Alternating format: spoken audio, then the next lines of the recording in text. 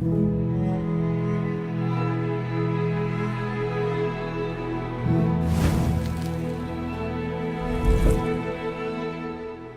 muito boa tarde a todos.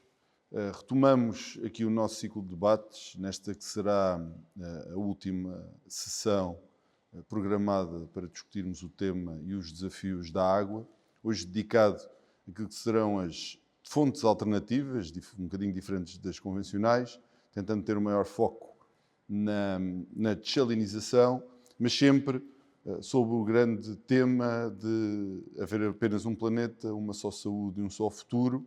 E para nos ajudar a discutir melhor esta matéria, contamos com o diretor-geral da Luz ao Morango, a Organização de Produtores de Pequenos Frutos do Sudoeste Alentejano, o Pedro Valadas, o vice-presidente da CCDR Algarve, e Luís Mesquita Dias, presidente da Associação de Horticultores, Fruticultores e Floricultores da região do Sudoeste Alentejano. E se calhar começava já pelo Joel a fazer uma questão que está aqui já à minha direita, uma questão que tem vindo a ser mais debatida ao longo do tempo, que é: há ou não há água suficiente para satisfazer as necessidades da nossa produção? Antes de mais, boa tarde e muito obrigado pelo convite para poder estar aqui a participar neste debate, nesta conversa. Bom, aquilo que nos dizem os números é que em Portugal não existe falta de água. Portanto, os dados apontam para que num ano normal existam em Portugal em disponibilidade cerca de 56 mil hectómetros cúbicos, sendo que o consumo ou a utilização anual de água entre a agricultura e os outros usos anda na casa dos 3 mil. Portanto, quer dizer que nós temos mais do que água suficiente. E não somos sequer dependentes das afluências dos rios espanhóis, porque daí vem 16 mil hectómetros cúbicos, portanto, mesmo retirando as afluências dos grandes rios espanhóis, nós teríamos 40 mil hectómetros cúbicos de água para gerir, entre águas superficiais, a pluviosidade que existe no território nacional, águas subterrâneas. Portanto, temos mais do que água suficiente para poder responder a todos os fins para os quais ela é necessária, desde logo o consumo humano, a indústria, mas também, e fundamentalmente, estamos aqui a discutir muito mais focados nessa área para a agricultura. E, portanto, acho que, acima de tudo, a água existe. Há uma questão de gestão da água que existe para que, por um lado, possamos ser mais eficientes no seu uso, e eu creio que, do lado dos utilizadores finais, no caso da agricultura, já tem sido feito um esforço enorme para poderem ser muito eficientes naquilo que é a sua exploração agrícola, mas falta eficiência na rede de distribuição, quer urbana, quer a rede de distribuição para a agricultura. Isso é um ponto essencial. E outro, do ponto de vista da gestão da água, falta trazer água onde ela há em excesso para onde ela escasseia. E, nesse caso concreto, no nosso país existem duas regiões onde isso é por demais evidente: o Algarve, com maior incidência no Barlavento Algarvio, e o Sudoeste Alentejano. São as duas regiões do país onde a gestão da água que tem que se fazer a nível nacional tem que ter soluções para estes territórios, nestas duas vertentes: aumentar a eficiência dos sistemas de distribuição e criar novas fontes de água que permitam que aqueles territórios possam continuar não só sobreviver, mas a desenvolver-se. Nós temos de ter alguma ambição. Nós não podemos querer água apenas para sobreviver. Nós queremos água para poder utilizar essa água para desenvolver territórios, criar riqueza para as pessoas, para os territórios e para o país. Portanto, creio que não existe um problema de falta de água, existe um problema de gestão das infraestruturas e de gestão da própria água no país. Luís, mas é isto que se tem verificado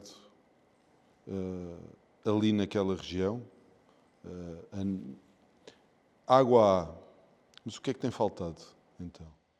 Bom, água há e tudo, naturalmente, aquilo que o Joel disse é verdadeiro, é correto, não podia deixar de ser, sendo que quando, como ele também disse, de alguma maneira, quando olhamos para o país, a situação é muito diversa numas regiões e noutras. Portanto, ali, efetivamente, potencialmente há água, mas hoje essa água não está disponível.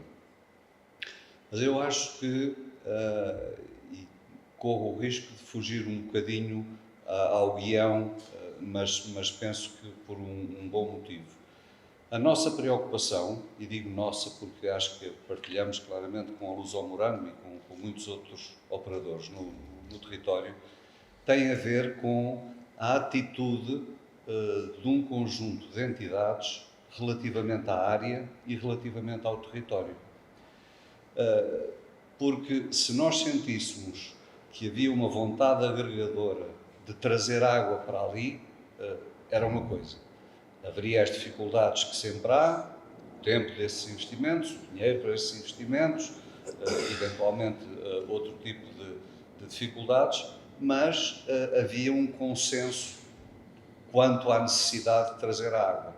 Infelizmente não é isso que acontece, porque, sem querer estigmatizar ninguém, mas dizendo aquilo que é relativamente público, já desde o tempo do município anterior e continuando com este município, e quando falo de município não me refiro apenas ao Presidente, refiro-me à atitude da Assembleia Municipal, um conjunto de movimentos que operam no território.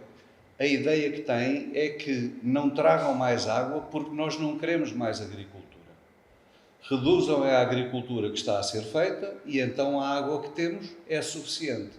E, portanto, acho que isso está na gênese, não está na gênese, mas dificulta muito mais a resolver o problema. Quando olhamos para o perímetro de Rega de Mira, toda a gente sabe que temos ali 12 mil hectares e estamos a aproveitar 6 mil. O nosso objetivo, do setor agrícola, é, tendo em conta o potencial tremendo que isso representa de riqueza, e não é riqueza só para as empresas que estão associadas, é riqueza para a região, é riqueza para o país, é riqueza que faz o país ser menos pobre do que é hoje. E não temos tantas bolsas de produção de riqueza no país que possamos deixar passar estas oportunidades. Mas realmente, em vez de sentirmos a tal ambição de que o Joel falava, de que vamos procurar água para passar das 6 mil hectares para os 12 mil hectares, dizem-nos, não, mesmo os 6 é demais. Eu, se calhar, terminava aqui. Sim, não, terminava este ponto, claro. E porque estava a pensar, porque na verdade nós normalmente debatemos agricultura, e por isso é que eu agora se calhar perguntava um bocadinho, de um ponto de vista mais largo, Pedro, como é que nós conseguimos fazer casar estes interesses, não é? Porque bem sabemos que a preocupação do abastecimento público tem que estar no topo das prioridades e depois teremos que encontrar quase como que um ranking de entrega. Ora, como é que numa região como a do Algarve, que toca naquilo que também é o perímetro de Rega do Mira, mesmo que se queira estender a preocupação um bocadinho mais para norte a costeiro, como é que nós fazemos casar aquilo que já tem sido uma preocupação mais a sul, uma aposta na desalinização, ou porventura noutras fontes alternativas, para tentar trazer um equilíbrio de forças e garantir que ninguém fica de fora? Bom, antes de mais também um agradecimento, Gonçalo, pelo convite, depois aqui aos meus colegas, ao Luís, ao Joel, e também dizer que, já agora, como disse o Joel, nós estamos num país que não tem falta de água, estamos com um problema de má distribuição dessa água. Aliás, nós compararmos inclusivamente com o que se passa em Espanha, o que está aqui mesmo ao lado, o que nós vemos é que, por exemplo, em termos daquilo que é o aproveitamento da precipitação média anual, os espanhóis fazem um aprovisionamento que andará à volta dos 20%, e nós aqui a nível nacional devemos andar à volta dos 8%. Evidentemente que isto depois tem números diferentes por bacias, o Guadiana tem uma maior taxa de aprovisionamento, mas depois caminharmos em direção a norte, chegamos ao Douro, que tem também valores na ordem dos 8%. Não é? Portanto, e é, se calhar, o rio, um dos rios internacionais. Também temos os nacionais, inclusivamente, como disse o Joel, mas, portanto, olhando para os rios internacionais, é aquele que, se calhar, tem maiores caudais instantâneos, não é? Porque é também onde, normalmente, também está numa bacia que é fortemente impactada pela precipitação. Portanto, nós no Algarve já fizemos isso, ou seja, nós temos um plano regional de eficiência hídrica. Aliás, o Algarve é a única região do país que teve um envelope dedicado a estas questões da resiliência, da segurança hídrica, que foi construído com os vários setores.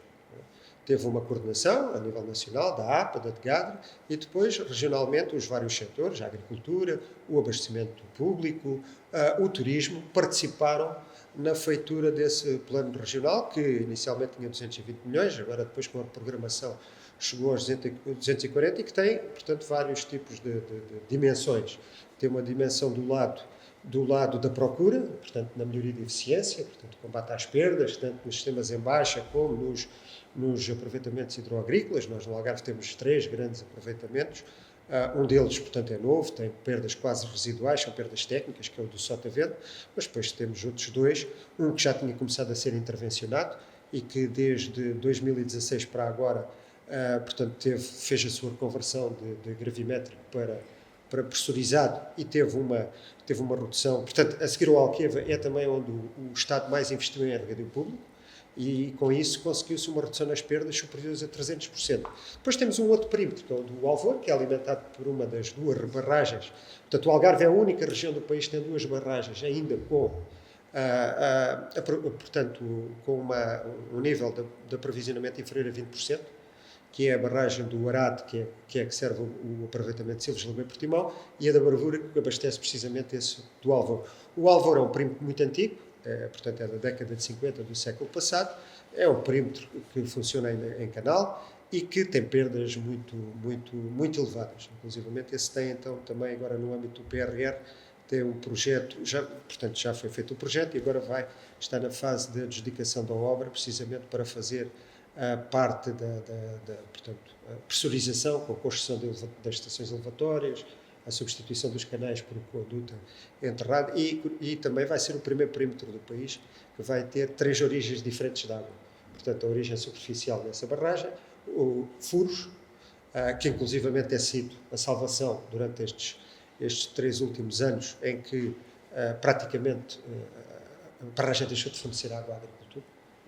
E, portanto, a salvação tem sido alguns furos que têm sido reativados e que têm sido disponibilizados pelos serviços municipalizados, nomeadamente Portimão, da Câmara Municipal de Portimão, e depois também, para além disso, vai ter uma origem em águas residuais tratadas a partir da Tarde de Companheiro. E, portanto, esse Plano Regional de Eficiência Hídrica foi feito com base, precisamente, nessa concertação entre vários setores. Porquê? Porque é que o problema da água, para uma região como o Algarve, não é um problema, desculpem lá, de capelinhas. É que eu preciso mais do que tu e eu tenho direito a mais água do que tu por causa disto ou daquilo. Não, isto é um problema transversal. Não é? Porque o Algarve, efetivamente, é uma região fortemente turística, não é evidente, como todos sabem, não é? Para além da parte da hotelaria, da restauração, também há todo o setor dos golfos, que também é extremamente importante.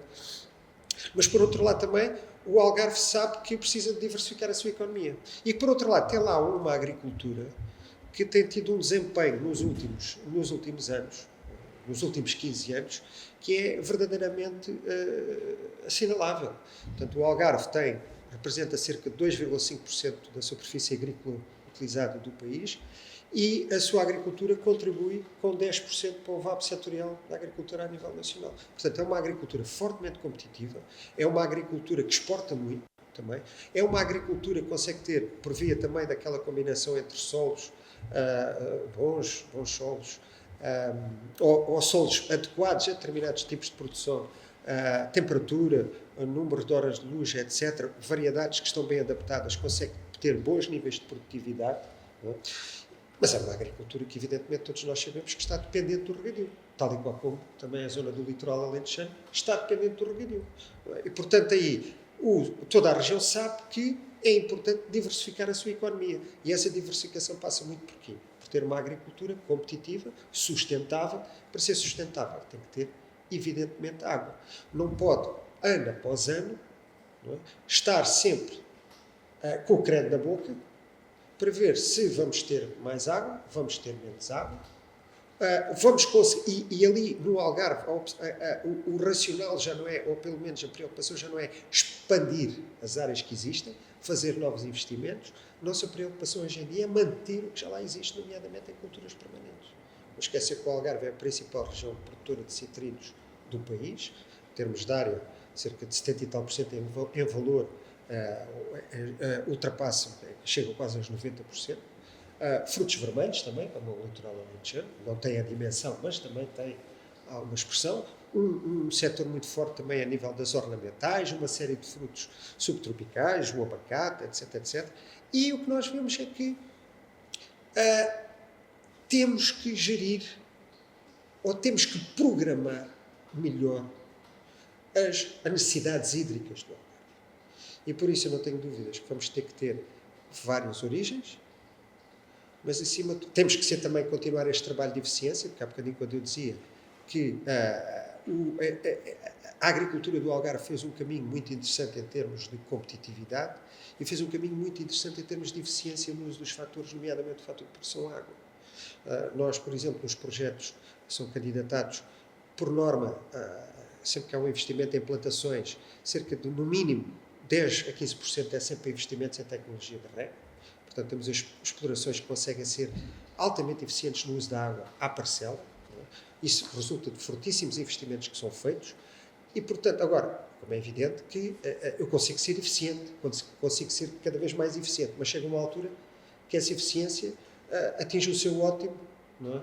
Ou atinge o seu, portanto, aquilo que é o seu máximo, por assim dizer. A partir daí temos uma limitação, que é o acesso à água. E é nisso que nós temos estado a trabalhar e também dizer que, para além da concertação que temos tido entre estes setores a nível regional, também me apraz dizer a concertação que temos feito, nomeadamente com o litoral alentejano também, no sentido de ver que há aqui um problema, que é todo um conjunto de bacias que não têm fronteiras, não é? Não são do Alentejo, ou não são só do Algarve, que é toda aquela área das bacias do Sado e do Mira, que tem um problema comum, e que se calhar as soluções que nós temos que encontrar do lado da oferta, não é? Terão que ser também soluções trabalhadas em conjunto entre estas duas regiões.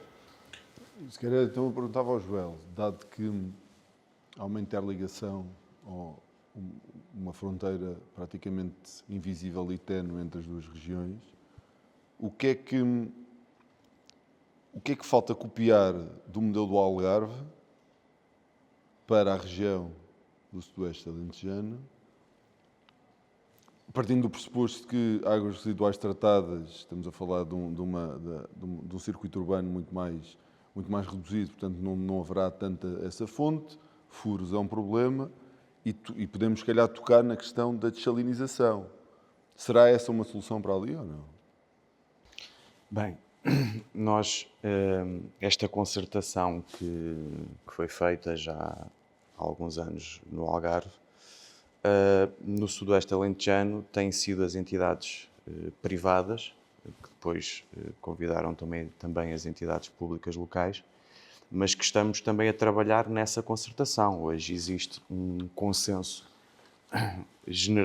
generalizado entre empresas dos vários setores, de agricultura, turismo e indústria, que também é um setor de atividade muito importante que sobrevive com a água da barragem de Santa Clara, mas também entidades públicas como a região de turismo do Algarve e do Alentejo, como as câmaras municipais todas do Sudoeste alentejano e do Barlavento Algarvio, que todas elas têm neste momento um consenso, as associações, as várias associações ligadas não só aos pequenos frutos, como a toda a produção, como no caso da ASA, ou associações mais setoriais no caso da agricultura, como a Associação dos Produtores da Raça Limousin, por exemplo. Há um consenso mais ou menos alargado de que há uma prioridade para resolver o problema da disponibilidade de água naquela região.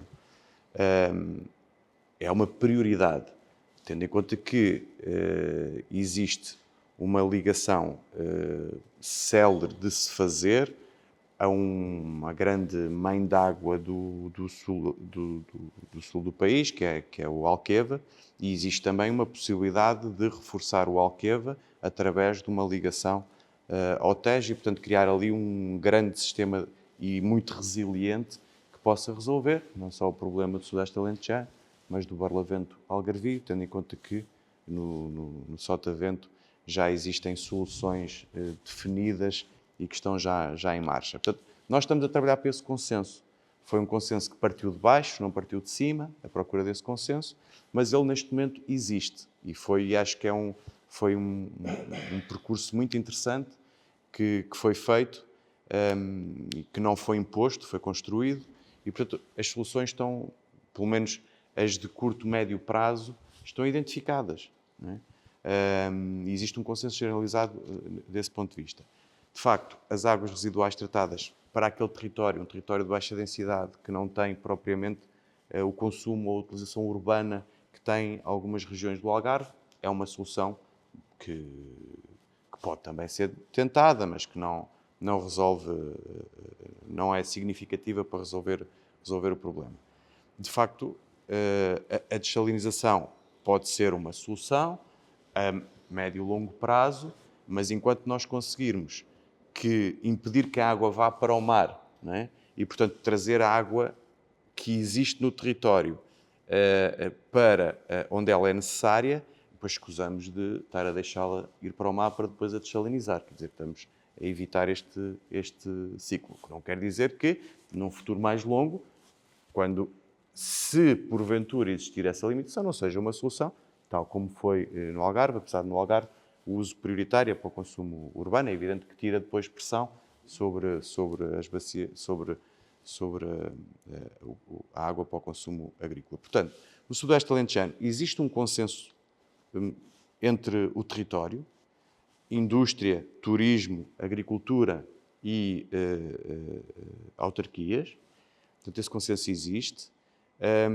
Fizemos um trabalho também de poder exemplificar e mostrar que o investimento que o país tem que fazer ali tem um retorno muito célere, muito rápido, porque a agricultura do perímetro de rega do Mira naquilo que é a sua contribuição para a receita fiscal, de forma direta, indireta e induzida, em 2023 cifrou-se nos 134 milhões de euros de contributo para a receita fiscal do país e com menos de 6 mil hectares em produção.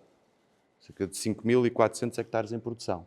Porque se tivéssemos em produção, não eram necessários os 12 mil hectares. Se tivéssemos em produção a área inscrita pelos agricultores, mas que não podem utilizá-la para produzir alimentos, porque não existe água suficiente, são os cerca de 9.500 hectares, essa contribuição para a receita fiscal seria de 199 milhões de euros. Portanto, o país está a perder em receita fiscal, falo só em receita fiscal, direta, indireta e induzida, 60 milhões de euros ano por não resolver o problema estrutural do perímetro de rega do Mira.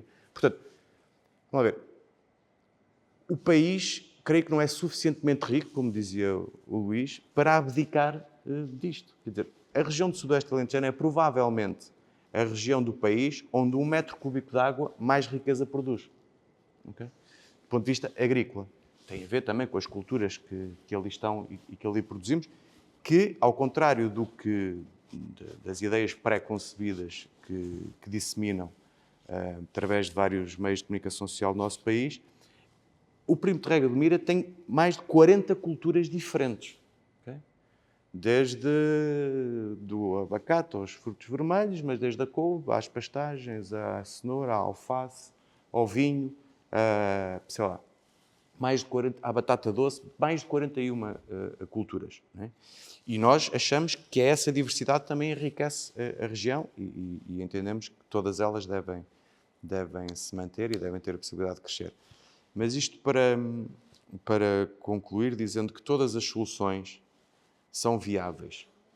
Temos é que olhar para cada território e ver qual é a solução que mais se adapta àquele território de vários pontos de vista. Primeiro, do ponto de vista da celeridade da resolução do problema, porque se for uma solução que esteja construída e implementada daqui a 10 anos, pois provavelmente se calhar já não haverá lá agricultura para utilizar essa solução, porque tanto já morreu a agricultura, não é?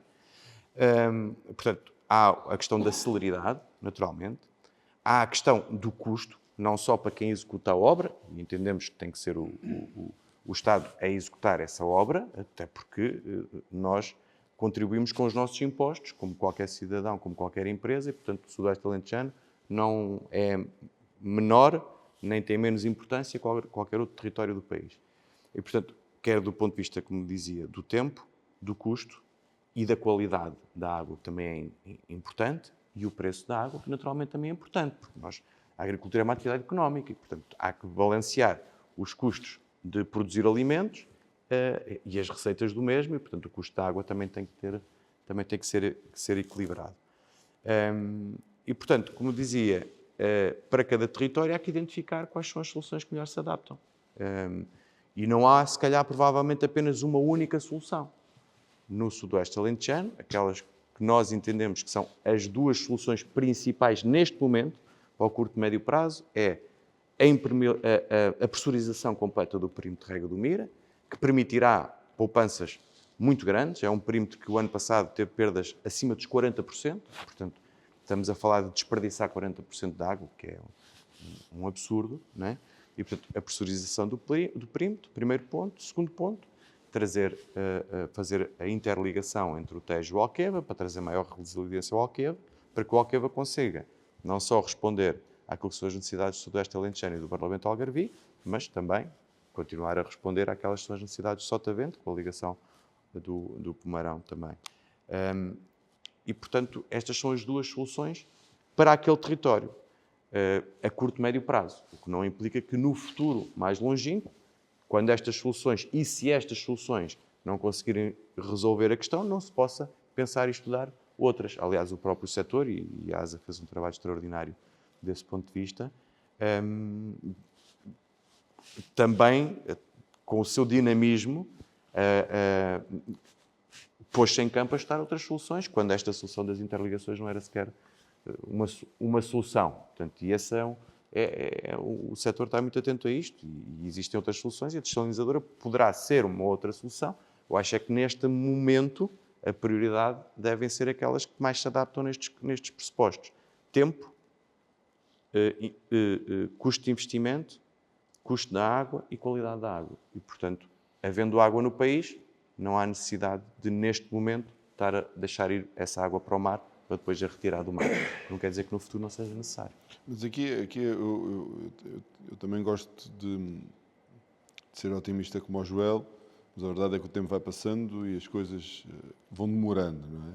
E como o Joel também toca nesse ponto, perguntava ao Luís, que trabalho é que já foi feito pela ASA na procura de soluções alternativas e depois como é que nós conseguimos fazer casar essas soluções, porque à partida, e não nos podemos esquecer que a própria Diretiva Quadra da Água obriga o utilizador pagador em toda aquilo que é a sua própria infraestrutura, como é que nós conseguimos garantir que não há agricultores de primeira ou de segunda, porque o preço tem que ser pago.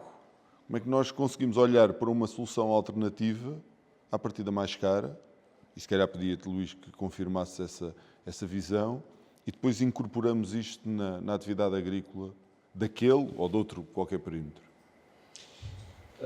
Eu vou tentar responder, mas pensando ainda na tua anterior pergunta e na resposta do Joel, é legítimo que as pessoas, a certa altura, tenham dúvidas, sobretudo as que não estão tão dentro do setor e dos temas do setor, de porque é que numas fases se fala mais numa solução, noutras fases se fala mais de outra. Isto prende-se com o trabalho que a ASA fez. Porque é que a ASA começou entre aspas, pela dessalinização? Porque, independentemente daquilo que seja a vontade da sociedade civil, a sociedade civil está sempre, de certa forma, condicionada por aquilo que são as ideias base do Estado e de quem governa o Estado em cada momento. E nós avançámos e progredimos e tentámos explorar o tema da dessalinização numa altura coincidente com o governo anterior, em que o ambiente, a nível da função pública, digamos assim, não era de todo favorável to say the least, dizem os ingleses, à questão dos transvases e das interligações.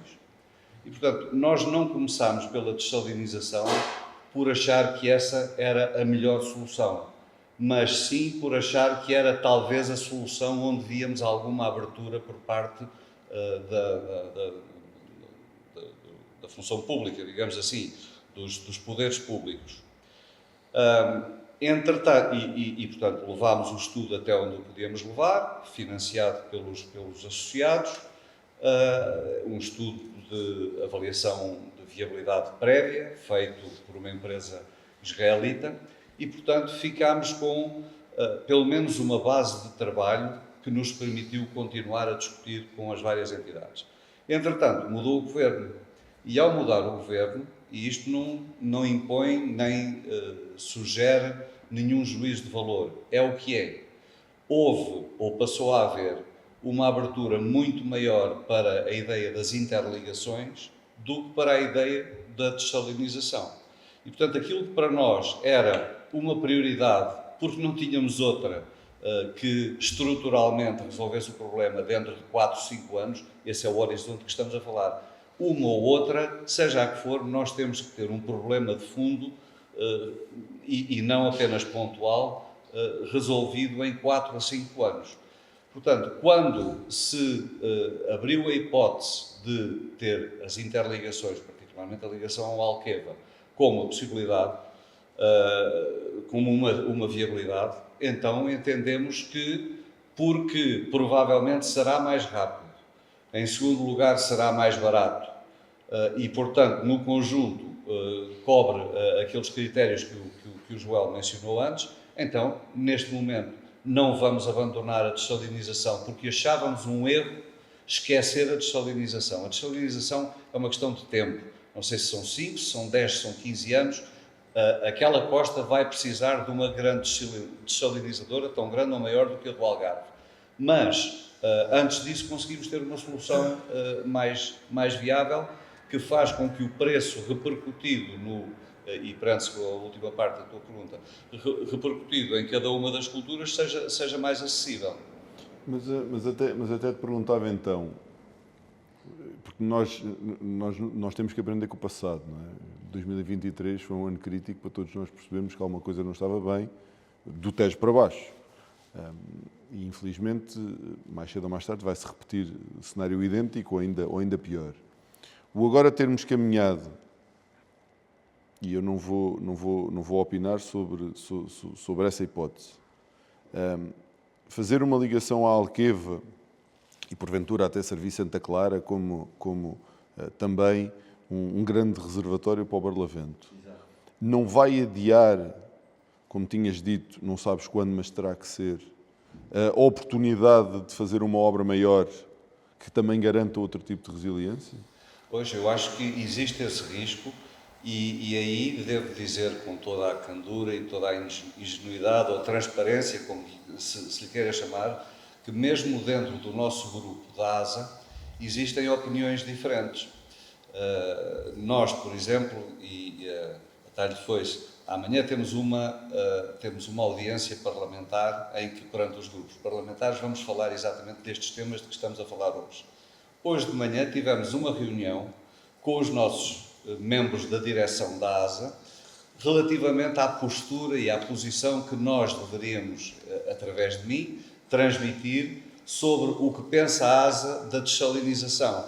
E não há uniformidade de opiniões, porque alguns dos meus colegas pensam legitimamente que estarmos agora a falar da dessalinização retira o foco e a urgência na ligação do Alqueva e isso pode ter um efeito negativo. Eu, aceitando isso, acho um bocadinho o contrário. Tirar completamente o pé do acelerador da dessalinização faz com que no dia em que precisarmos dela, ela não está preparada e não vai acontecer. Portanto, é aqui um equilíbrio entre uma solução e a outra, em que eu estou convencido que temos razão, o Alqueva vai acontecer primeiro e é bom que aconteça primeiro e vai trazer frutos mais cedo, mas a outra não pode ser esquecida. E Pedro, e como é que um instituto público que goza de uma autonomia mais profunda. Como é que consegue, de alguma maneira, olhar para este problema, mas também tentar agregar poder de decisão ao que é a melhor solução? Porque no Algarve decidiu-se a desalinização, percebeu-se para dar mais folga às cidades, ao regime urbano, alargando pressões. Mas numa região um bocadinho diferente, qual é que poderá ser o papel de uma comissão de proximidade para tentar trazer mais folgo a estas discussões?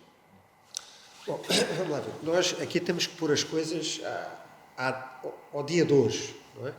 Portanto, ao dia de hoje, o que nós sabemos é que, portanto, de acordo com aquilo que são as competências dos vários ministérios e dos vários organismos do Estado, as competências a nível da água que estão adstritas neste modelo de governança multinível, etc., as CCDRs não são muito vastas, né? São muito significativas.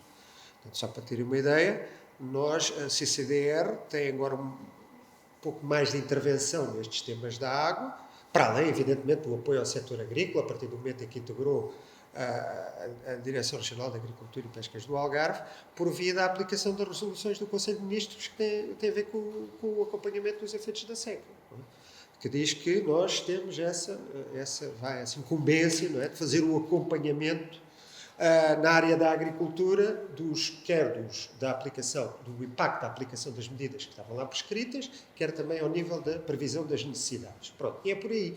Porque depois, a nível das grandes medidas, nós não temos pouca intervenção, por assim dizer. Participámos na construção do tal Plano Regional de Eficiência Hídrica, e aí dizer que, portanto, do lado da oferta, nós temos, por assim dizer, duas obras estruturantes, como tu falaste, da dessalinizadora, uma dessalinizadora que já está, que hoje a obra, portanto, a obra, quer dizer, aquilo é um processo de concepção, execução e exploração, portanto, tudo junto foi agora adjudicada a 1 de outubro do ano passado, por um valor a rondar os 108 milhões de euros, não é?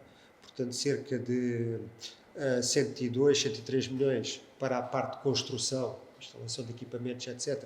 E depois outros 5 milhões para a exploração durante 3 anos. Portanto, já está, é uma obra que está em curso.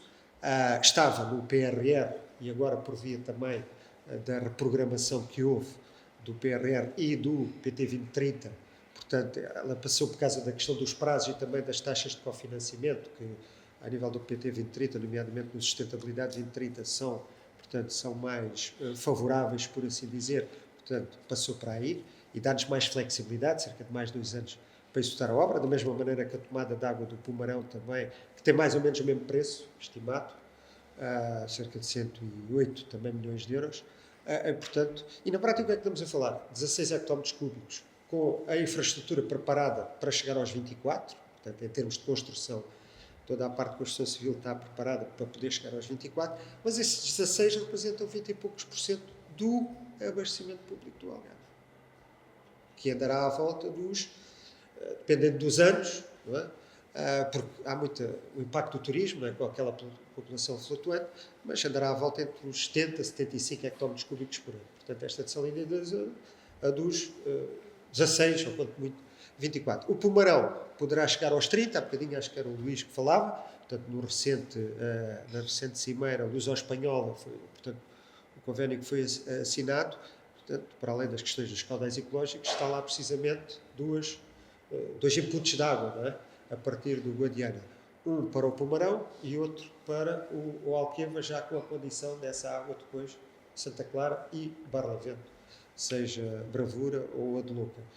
E, portanto, e cá está. E aí, o que nós também temos trabalhado a nível da CCDR, por um lado é realçar a importância, por um lado, de se executarem estas obras, que são fundamentais, de avançarem. A dessalinizadora, evidentemente que a dessalinizadora, e da mesma maneira a utilização das águas residuais tratadas, eu sou um grande apologista, mas nós temos que sempre ponderar bem os vários tipos de utilizadores para essas origens. Ou seja, quando falamos em águas dessalinizadas, quando falamos em águas residuais tratadas, estamos a falar de infraestruturas ou de captações que estão junto ao litoral. A agricultura faz a 20, 30 quilómetros de distância. Portanto, imaginando que um metro cúbico de água dessalinizada custa à volta dos 80, 90 cêntimos por metro cúbico, se depois ainda temos que a transportar a mais 15, 20, 30 quilómetros, evidentemente que, aqui estamos só a falar da parte do OPEX, não é? Portanto, dos custos da operação, a CAPEX, portanto, estamos a falar de financiamentos públicos, na sua grande maioria, mas torna-se quase incomportável, ou praticamente incomportável, para o uso para a agricultura, da mesma maneira que as águas residuais tratadas. O que é que está ali pensado no Plano Regional de Eficiência Hídrica para as águas residuais tratadas? É, na prática, elas serem muito importantes para a irrigação dos campos de golfe. Portanto, hoje em dia no Algarve nós utilizamos cerca de 1, qualquer coisa hectómetros cúbicos e temos a intenção de chegar. Os campos de golfe consomem por ano cerca de necessidades hídricas para a rega, cerca de 8 hectómetros cúbicos. Portanto, e a ideia é, terminado este Plano Regional de Eficiência Hídrica, 50% do abastecimento hídrico dos campos de golfe ser feito já com águas residuais tratadas. Outra parte depois, eventualmente, para fazer também aquelas limpezas de arruamentos, de contentores de lixo, portanto, mobiliário urbano, etc, etc. Mas cá está, sempre consumidores que estão perto, não é, das origens, dessas origens de água. Portanto, temos um caso, por exemplo, no Algarve, em que eventualmente a agricultura até poderia e tem interesse em utilizar essas águas residuais tratadas, que é na zona temos uma hectare em Vila Real de Santo António e a disponibilidade de alguns produtores de abacate em utilizarem essas águas e, portanto, aí, sempre que houver proximidade, evidentemente, a própria agricultura está disponível. Porque hoje em dia, a questão da agricultura é garantir que, efetivamente, tem condições de viabilidade, de manter aquilo que já lá está instalado. Porque, por exemplo, ao dia de hoje, nós no Algarve temos 54% de aprovisionamento das nossas grandes barragens. Estamos incomparavelmente melhor do que o ano passado. Temos mais 90 hectómetros cúbicos. Portanto, estas chuvas de janeiro deram-nos uma tranquilidade para mais de um ano de abastecimento de água ao Algarve. O abastecimento anda à volta dos 220 total dos consumos, dos vários setores, o urbano, a agricultura, o golfe, etc, etc. E nós temos atualmente 240 hectómetros cúbicos portanto, retidos nas barragens. Agora, evidentemente, não dá para 2, ou não dá para 3, que é aquilo que normalmente, quando fazemos o planeamento e a gestão do recurso, normalmente nós queremos ter um consumo, uma necessidade que esteja ali mais ou menos suportada com reservas para 2, 3 anos. Portanto, andamos sempre nesta contingência de, bom, e como é que será o próximo ano? Será que vamos ter mais água?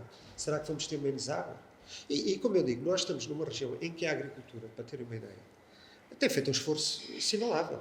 Portanto, desde o início, do início deste milénio, portanto, ano 2000, até agora, a agricultura do Algarve reduzia mais de 50% o seu consumo, a sua utilização de água.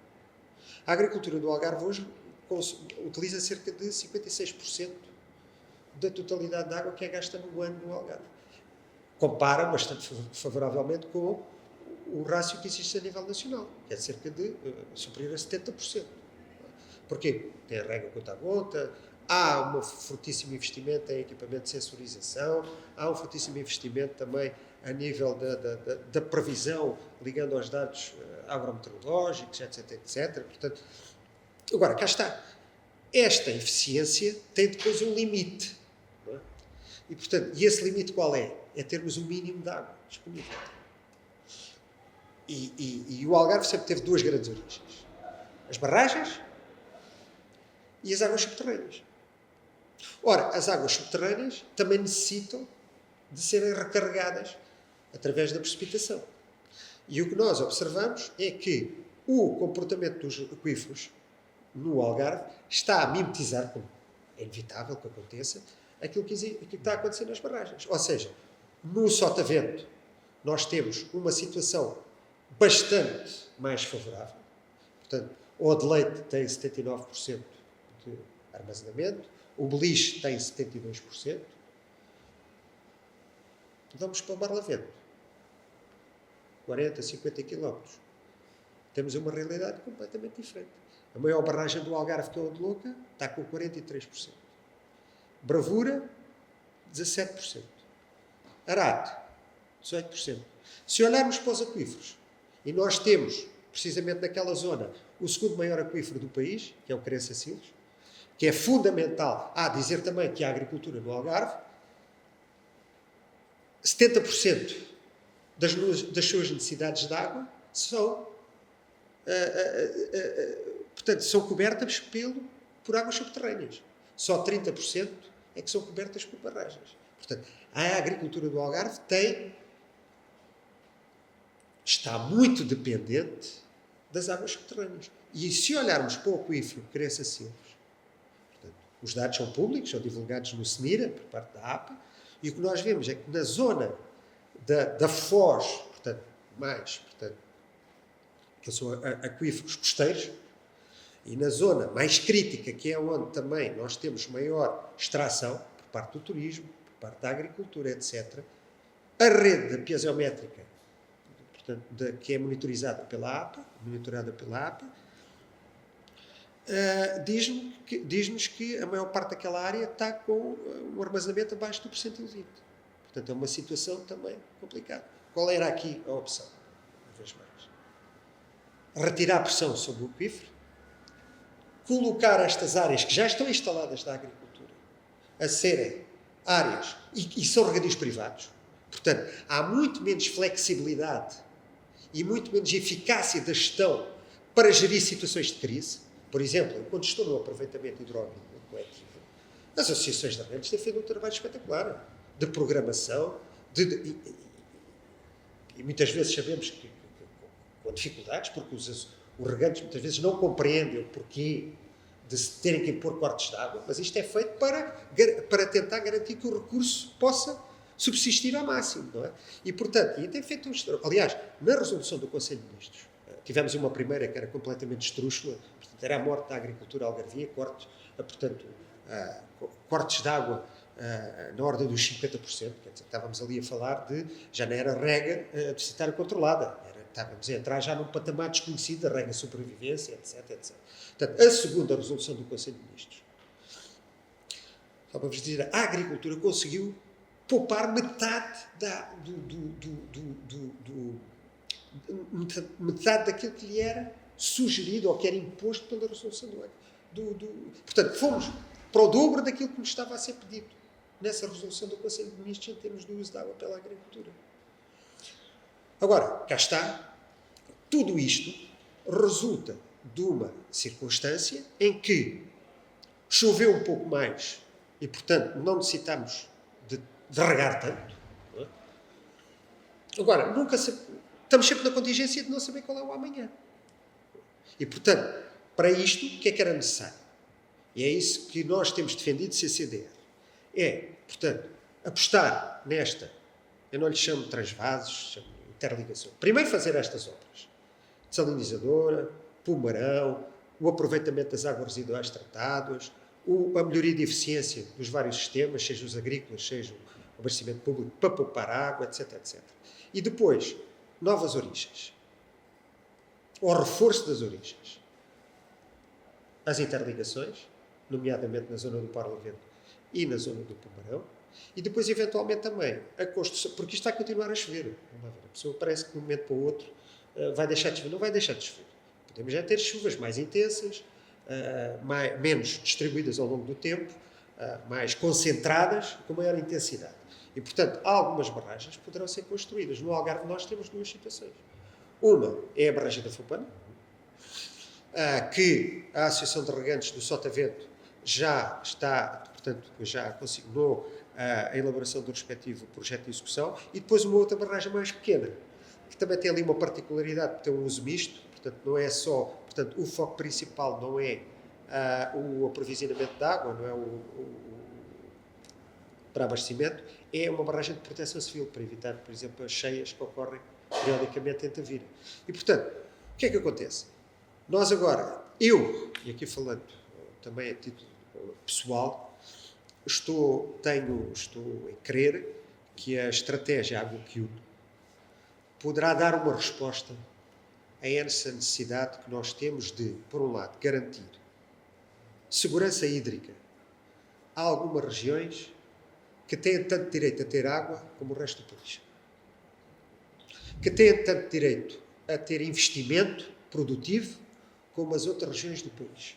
E que não têm culpa nenhuma que a natureza agora esteja a ser menos pródiga no abastecimento natural. É a água dessas regiões. E, portanto, tem que haver solidariedade. Tem que haver solidariedade.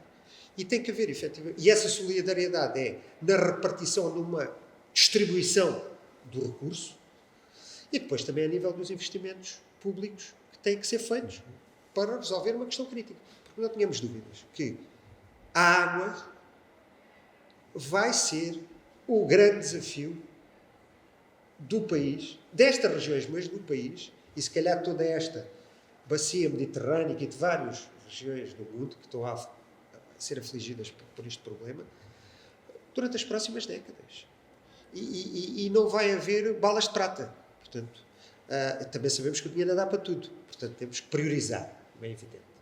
Portanto, Plano Regional de Eficiência Hídrica, a dessalinizadora, o Pomarão, as águas residuais tratadas, a melhoria da eficiência, mas provavelmente isso não vai chegar. E então temos que começar já a atalhar noutras, ou a interligação ou Alqueva, e estas tais barragens que eu disse, e evidentemente sempre depois a nível interno, os setores continuarem a apostar em serem cada vez mais eficientes, cada vez perder menos água. Luís, mas eu agora perguntava-te, até por aquilo que o Pedro disse e por aquilo que tu tinhas dito há pouco, que às vezes mudam-se as pessoas, mudam-se as vontades. Não é? Haver um acordo que acho que é uma conquista, haver uma garantia em duas bacias internacionais de maior abastecimento vindo de Espanha, dá-nos folga. Mas, havendo a questão da solidariedade, e porque não há regiões e regiões, há toda uma agricultura, volta a tocar no ponto anterior. De que forma é que nós conseguimos gerir esta mesma expectativa, porque fazendo uma interligação Alqueva, Santa Clara e depois Barlavento, havendo um abastecimento maior para o Pomarão, que porventura depois possa dar aso a uma ligação ao Sotavento. Onde é que fica aqueles que hoje já estão a ser mais fustigados do ponto de vista da expectativa? Estou a dizer, ainda bem que me faz essa pergunta. Mas ainda bem que faz essa pergunta, porque eu tencionava tocar nesse ponto. Porque não há dúvida que, independentemente de quais venham a ser as opções, e tanto numa como noutra, nós, para chegarmos saudáveis ou minimamente saudáveis à situação em que esperamos vir a estar daqui a 5 anos, quando uma ou várias destas grandes obras acontecerem, nós temos que sobreviver antes disso.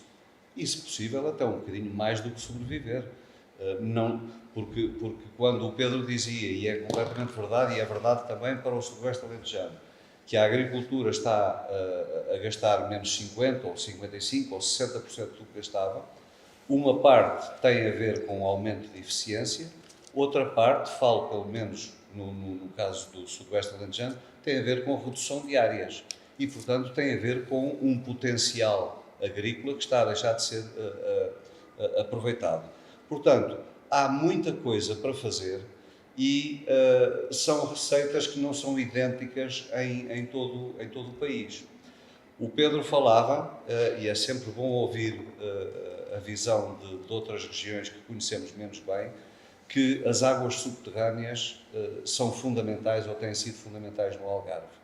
As águas subterrâneas têm sido praticamente, o seu aproveitamento, inexistentes no Sudoeste Alentejano. E quando há pouco me perguntavas o que é que a ASA tem feito, depois do estudo da dessalinizadora, estudo prévio da viabilidade prévia da dessalinizadora, embarcámos agora num outro estudo, em conjunto com um dos nossos associados, que tem uma propriedade de cerca de 500 hectares, portanto já bastante significativa, ali no Sudoeste Alentejano, envolvendo a APA e envolvendo o Instituto Superior Técnico. E estamos neste momento a tentar mapear, quantificar, estudar em pormenor qual é o potencial das águas subterrâneas do sudoeste alentejano.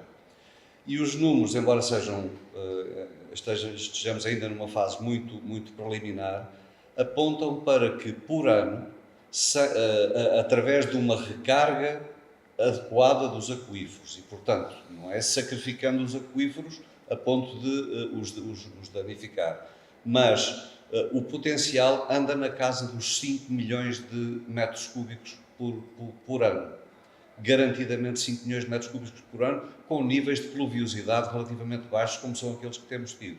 Quando pensamos que, ao dia de hoje, e há 2 anos esta parte, e provavelmente nos próximos 2 anos, nós captamos de Santa Clara 10 milhões, numa fonte de água que tem sido praticamente negligenciada e que nós ainda desconhecemos, nós podemos ir buscar 50% daquilo que estamos a trazer de Santa Clara. Ou seja, ou dá para regar mais, ou dá para fazer Santa Clara durar mais, se a obra grande ou as obras grandes demorarem mais tempo.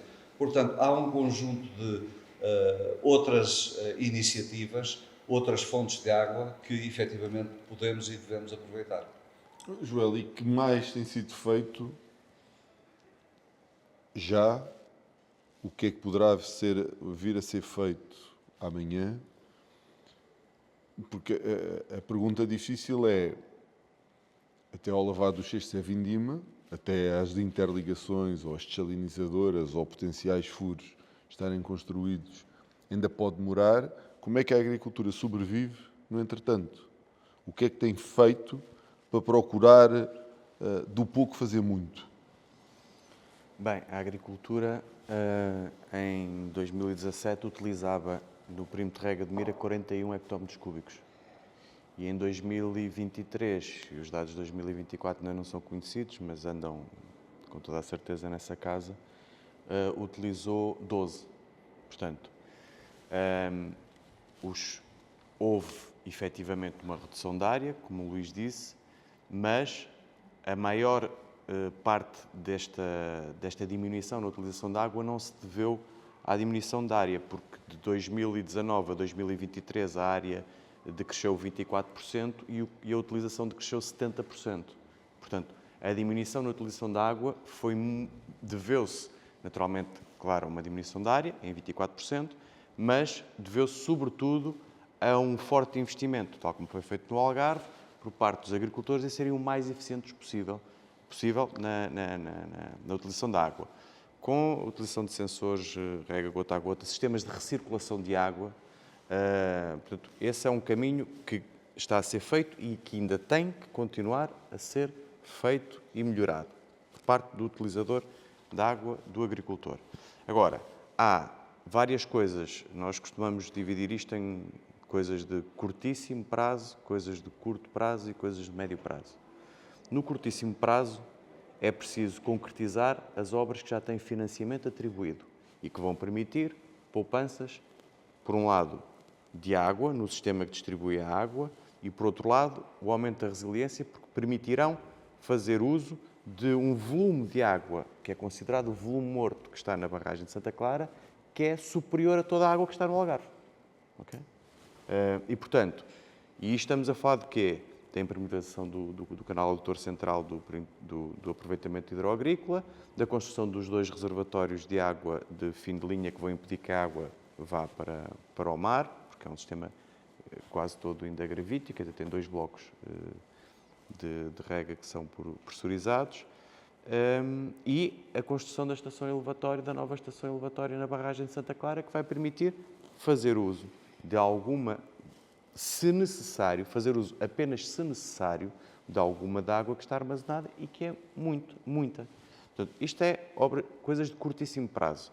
Essas, ou seja, concretizar os investimentos que já estão decididos e têm financiamento comunitário atribuído.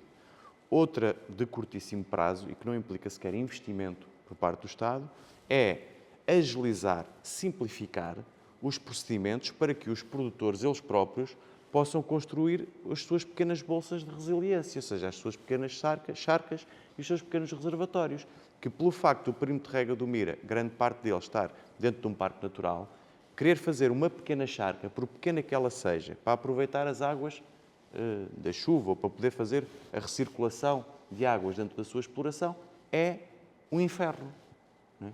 E, portanto, é quase impossível. Não é? E, portanto, isto são medidas de curtíssimo prazo, vão permitir com que muitos produtores utilizem menos água do perímetro de rega e da barragem e, portanto, vão permitir aumentar a resiliência do sistema e da própria solução que existe e ganhar anos de vida até que uma solução mais definitiva e estrutural esteja concretizada. Portanto, isto são de curtíssimo prazo, curto e curtíssimo prazo. De médio prazo, naturalmente, precisamos que celeremente seja tomada uma decisão sobre uma fonte estrutural de água, que não é só para a agricultura, eu reforço, não é só para a agricultura. A barragem de Santa Clara não serve apenas à agricultura. Serve o maior empregador do Alentejo, que é a Somincor, as Minas de Neves Corvo, que são o maior empregador do Alentejo e que, se não houver água na barragem de Santa Clara, pura e simplesmente deixa de elaborar. E, portanto, serve a indústria, serve o turismo, serve o consumo humano. Todo ele depende daquela barragem e do sistema de distribuição de água do perímetro de rega do Mira. E serve naturalmente à agricultura. Portanto, nós temos alguma confiança e esperança, não é? Até pelas declarações públicas que têm sido feitas, quer pela Sra. Ministra do Ambiente, quer pelo Sr. Ministro da Agricultura, que o plano Água que Une terá, por um lado, robustez financeira suficiente e ambição suficiente e a priorização dos investimentos que possam permitir-nos, daqui a 4, 5 anos, ter uma solução estrutural para aquela solução. É a expectativa que temos, a esperança que temos, naturalmente, e que não é uma esperança infundada, é uma esperança e uma expectativa que é uma consequência daquilo que tem sido dito e escrito publicamente por quem nos governa. Portanto, temos essa expectativa. O que achamos que é importante é o seguinte. Nós, às vezes, dizemos ou queixamos que quem nos governa não consegue ter as prioridades para o país, identificá-las, concretizá-las, não é? E nós também temos que conseguir identificar quais são as prioridades naquilo que defendemos para resolver os nossos problemas, não é? E, portanto, dentro das múltiplas soluções, e são várias que existem, e todas elas contribuem para a solução estrutural, umas para uma solução mais conjuntural, outras para uma solução mais estrutural do problema da água no sudoeste alentejano e no Barlavento Algarvio, que acho que são as duas regiões ou sub-regiões que neste momento não têm uma solução, não é? Porque o Sotavento já tem soluções, já tem financiamento, já estão a andar. Nós temos que conseguir identificar prioridades. E dentro dessas prioridades, nós, Luz ao Morango, entendemos que as prioridades são curtíssimo prazo, concretizar aquilo que já tem financiamento atribuído e está decidido. Agilizar os procedimentos, deixar-nos ser mais resilientes. Nós estamos a investir muito para ser eficientes. Agora, deixem-nos ser mais resilientes. E terceiro ponto, a modernização completa do perímetro, a pressurização do perímetro e a interligação de Santa Clara a Alqueva, com a ligação ao Barlavento, fazendo da barragem de Santa Clara, que é uma das 6 maiores barragens do país, fazer um grande pulmão de água para estas duas sub-regiões. E atenção, isto é muito importante, nós não queremos trazer água do Alqueva para deixar os agricultores do EFMA sem água. Não, nós entendemos que existem todas as condições para trazer mais água também para a Alqueva, com uma ligação que os estudos ou aquilo que nos dizem que é uma ligação rápida, de baixo custo, que é possível fazer do Tejo ao Alqueva. E também não queremos tirar água aos agricultores do EFMA, que também têm as suas necessidades e têm as suas legítimas aspirações de crescimento da área e de continuarem a produzir e a criar riqueza, e criam muita também, portanto não queremos tirar água ao Alqueva. E também não queremos trazer água do Alqueva para que ela vá para o mar. E, portanto, por isso é que há 2 pressupostos fundamentais para que esta interligação seja feita. Uma, dar uma maior resiliência ao Alqueva. Segunda, modernizar o perímetro de rega do Mira. Não vamos trazer água do Alqueva para ela ir para o mar. E, portanto, há aqui uma coisa que eu acho que é importante nós dizermos sempre. A agricultura não gasta água. A agricultura não gasta água. A agricultura utiliza a água para produzir alimentos para pôr na mesa das pessoas, dos portugueses, todos os dias. Não é? E mesmo a água que não vai diretamente para a planta também não é desperdiçada, porque fica no solo. Portanto, nós não gastamos água, nós utilizamos água para alimentar pessoas, para alimentar o país e o mundo, e, portanto, era muito importante que nós deixássemos de falar da água na agricultura como um gasto, mas sim como uma utilidade para que as pessoas possam se alimentar. Luís, mas também tendo esta visão de que o setor sabe o que quer e o que precisa, até que ponto é que pode ser uma solução o povo sobrepor-se ao Estado? Ou seja, haverá capacidade do setor de criar, ultrapassados problemas burocrático-administrativos, haverá capacidade do setor em fazer a sua própria obra e criar as suas próprias fontes alternativas, ou não? Eu acho que também aí a resposta não é uniforme para todo o país, porque é diferente. E estou convencido que, em algumas zonas do país, menos controladas por um conjunto de limitações operacionais, é possível que os particulares resolvam uma parte dos problemas. Na nossa zona, falando do Sudoeste Alentejano, o facto de coincidirem territorialmente um perímetro de rega e um parque natural faz com que pelo menos dupliquem ou tripliquem ou quadrupliquem as dificuldades de conseguir fazer coisas. Portanto, o périplo que o agricultor tem que passar é muito mais extenso e muito mais difícil de ultrapassar. Eu estou convencido que tem que ser a própria administração pública que tem que ser refundada, informada, reciclada, digamos assim, para que entenda a urgência do país. E a urgência do país, por um lado é urgência, por outro lado é oportunidade. Eu acho que nós temos uma oportunidade tremenda de compensar o atraso com que entramos nesta corrida, por exemplo, em relação à Espanha. Nós entramos na competição do fornecimento de frutas, legumes e flores muito tarde relativamente à Espanha. Não só entramos com um quarto do território, e se calhar menos do que uma diferença ainda maior em superfície agrícola útil, mas temporalmente entramos muito tarde.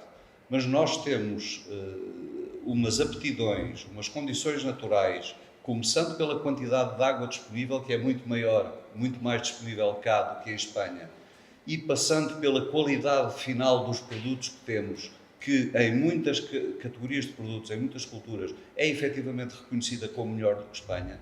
Isso significa que se nós dotarmos os agricultores e as regiões das condições para a produção, nós podemos fazer milagres. 2 ou 3 números. Retive há bocadinho o número do Pedro, que me impressionou, dos 2,5% da área para os 10% de VAB agrícola. Um número mais ou menos parecido com isso, que costumo citar, os 6.000 hectares que nós temos, ou um bocadinho menos do que isso, nós produzimos, exportamos 15% do total das frutas, legumes e flores do país. Se conseguíssemos, em vez dos 6.000 hectares, passar para os 9.000 hectares, que são as tais áreas inscritas, se conseguíssemos dar condições a essas áreas inscritas para ter água, provavelmente o nosso déficit da balança de pagamentos de frutas, legumes e de flores, que hoje em dia anda na casa dos 300 milhões, desaparecia. Só com 3.000 hectares mais, nós desaparecemos, acabamos, anulamos o déficit da balança de pagamentos desta categoria de produtos. Portanto, de facto, a oportunidade é gigantesca. Mas aqui lá está, havendo este caminho percorrido, e agora uma pergunta menos simpática para o Pedro, está a administração pública e central a percorrer o caminho da mesma maneira? Porque estas dores que o Joel apontava para fazer uma obra, em bom português, um cargo de trabalhos, há dificuldade no equilíbrio de decisão. foi feito um plano regional de eficiência hídrica numa região, tarda da outra, por os motivos que pelo menos são desconhecidos da maioria. O que é que falta também dar o salto, quase no evangelizar da administração central, em que, se há um caso de sucesso, apliquem-no no outro? Haverá esse desígnio? Nós temos que perceber aqui também o contexto em que as várias regiões vivem e também a especificidade de cada uma das regiões. Portanto, há bocadinho o Luís dizia, bom, nós estamos aqui numa zona que tem aqui um condicionamento severo, não é? Há uma área agrícola e essa área agrícola está inserida num parque natural. Um parque natural que tem um regulamento, que tem uma série de obrigações, etc, etc. Portanto, e aqui temos que compaginar, quer dizer, não vamos dizer que a agricultura se vai sobrepor aos valores ecológicos, mas cá está, mas temos que também criar ali o mínimo de... Temos que criar condições para que se possa ali fazer uma agricultura que, não colidindo, seja também viável do ponto de vista económico. Porque os agricultores, não me canso de dizer, para todos os efeitos, são operadores económicos. Ou seja, no final do mês, têm que ter, desejavelmente, mais receitas do que despesas para gerar lá uma margem de lucro, para poder trabalhar, poder continuar a investir, pagar aos trabalhadores e, ao final do dia, levar algo para casa, não é? Para si, para as suas famílias, etc.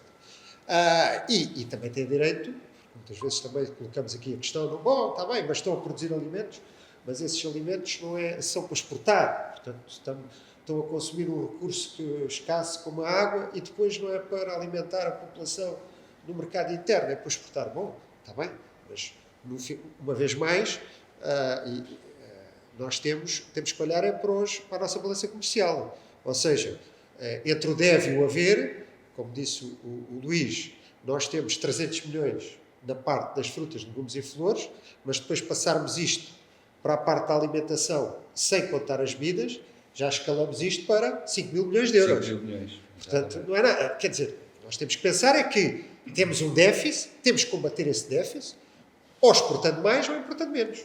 E o agricultor, o empresário agrícola, é como tudo. Se tem no mercado uma melhor remuneração, é para esse mercado que ele vai vender.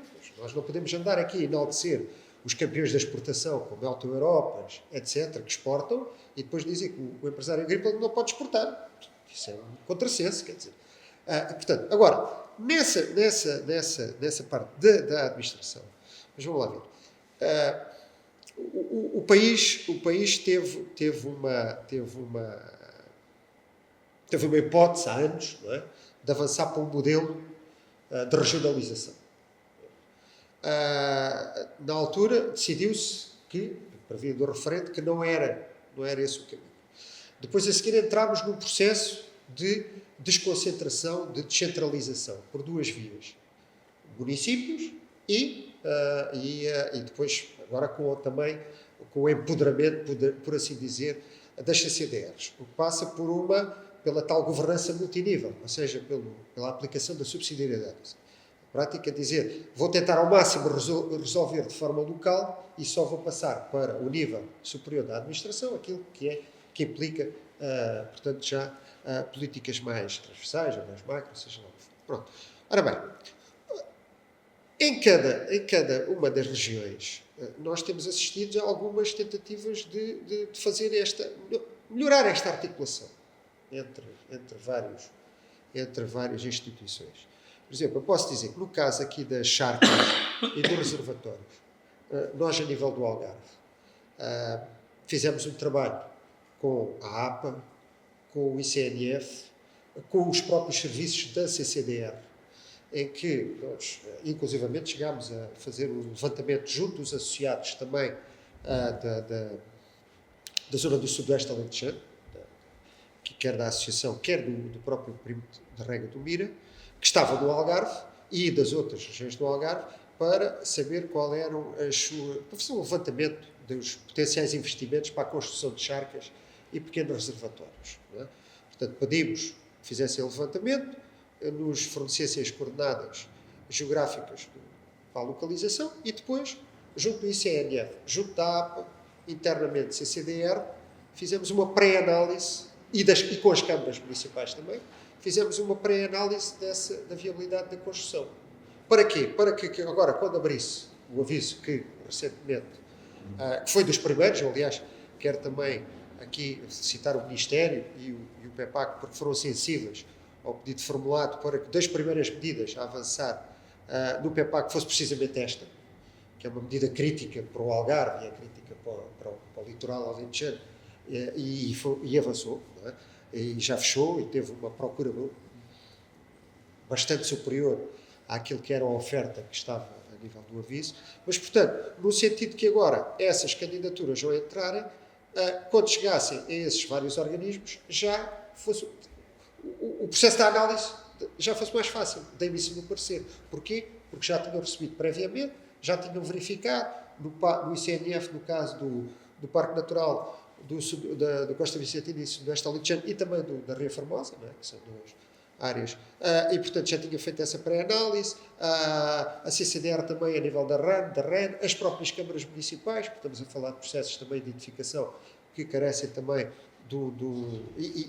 e até há procedimentos diferentes dentro das próprias câmaras, umas seguem o regime, outras seguem o 82, portanto tentámos com as câmaras também fazer esse processo, tentar construir aqui ou harmonizar um procedimento comum para que o mesmo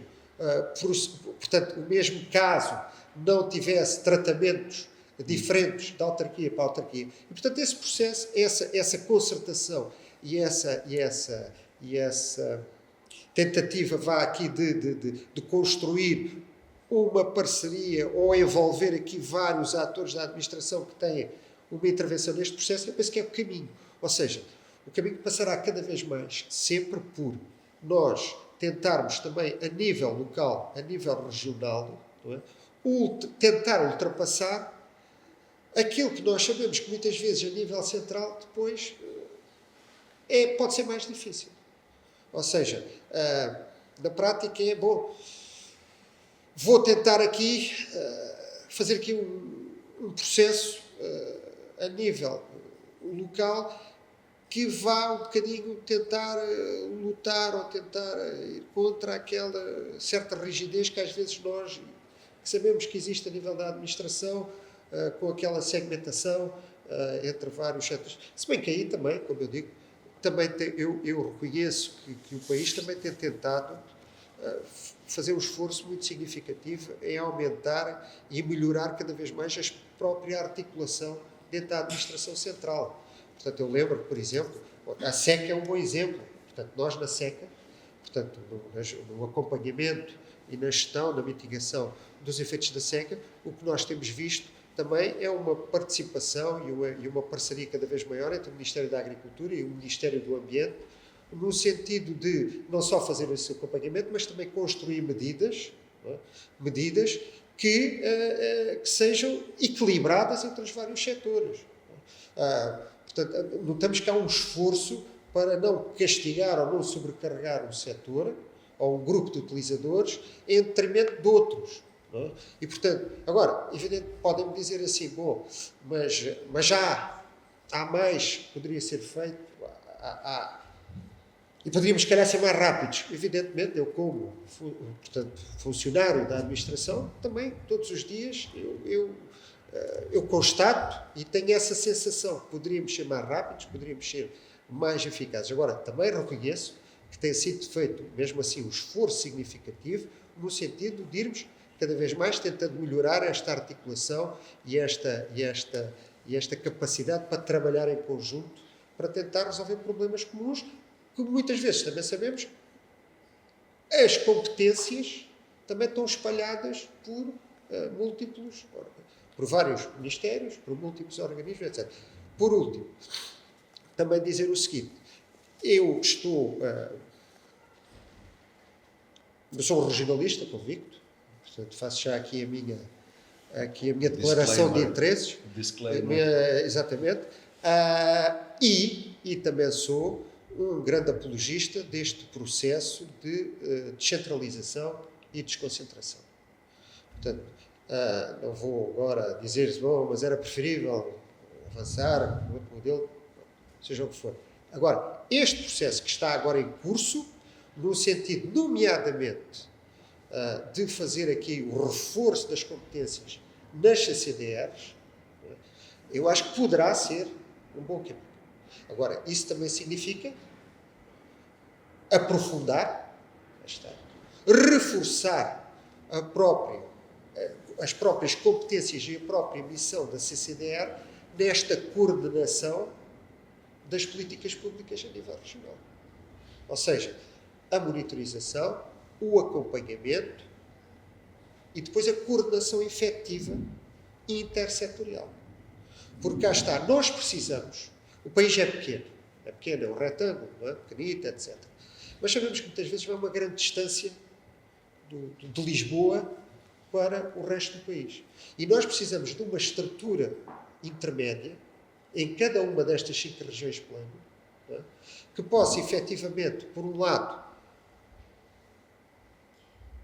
olhar para o território, ver quais são as especificidades desse território e propor medidas mais adaptadas a esses condicionalismos, a essas especificidades, e que, por outro lado, também na aplicação ou na execução das políticas públicas, possa fazer depois ali a tal coordenação entre os vários organismos que no território representam os vários ministérios e também numa coisa muito importante, que é na ligação às câmaras municipais, à administração local. Portanto, nós precisamos ter aqui esta estrutura intermédia e eu não tenho dúvida nenhuma que aqui as CCDRs, devidamente empoderadas em termos de competências e em termos de meios, poderão desempenhar aqui um papel muito, muito importante, não é? No sentido de melhorar a eficácia por um lado, do pensamento estratégico por parte daquele território, não é? E que esse pensamento estratégico depois chegue aos ministérios setoriais e, por outro lado, também depois na parte quando chegamos à parte da execução ou da implementação da política pública no território, elas possam fazer este trabalho de melhoria. E aí eu penso que as CCDRs poderão ter esse papel também muito importante. E aí, não tenho dúvida nenhuma, que um dos aspectos onde, efetivamente, poderia e deveríamos apostar é precisamente nas questões da água. São precisamente nas questões da água. Porque são questões que cá está uma vez mais, são muito diferentes as situações e os problemas dos vários territórios e das várias regiões. Não há soluções comuns para todo o país. Cada caso é um caso e, portanto, em cada caso, devemos ter a coordenar e a liderar esse processo uma entidade que está no terreno, que tem consciência das dificuldades vividas no terreno e que também, por essa via, tem consciência ou tem, se calhar, melhor sensibilidade e maior sensibilidade para o tipo de soluções que devem ser adotadas para atacar, para mitigar e até para adaptar. Porque sabemos que às vezes também passa por adaptação. Bem, porque o tempo passa a correr, eu acho que devemos levar, ou pelo menos eu levo aqui um ensinamento desta conversa, é que muitas vezes nós debatemos a água pela água, mas acho que cada vez mais importante é debater tudo aquilo que a envolve, não é? E o tema de hoje era fontes alternativas de água, e eu diria que se calhar teríamos que debater, não hoje porque o tempo não nos permite, mas se calhar ficará como uma ideia futura, como é que nós olhamos para a gestão da água de formas alternativas àquela que hoje temos e como é que se calhar conseguimos incorporar isso depois no nosso dia-a-dia. Eu terminava como comecei, agradecia-vos muito este bocadinho. De certeza que voltaremos a falar em breve sobre este assunto e despedia-me de todos, agradecendo aqueles que estiveram aqui hoje, agradecendo aqueles que estiveram connosco nas outras sessões e tenho a certeza que mais debates irão ocorrer à volta da água, não se calhar apenas sobre o seu uso, mas então como é que nós poderemos encarar isto de outra forma e trazer um futuro cada vez mais sustentável. Muito obrigado e uma boa tarde a todos.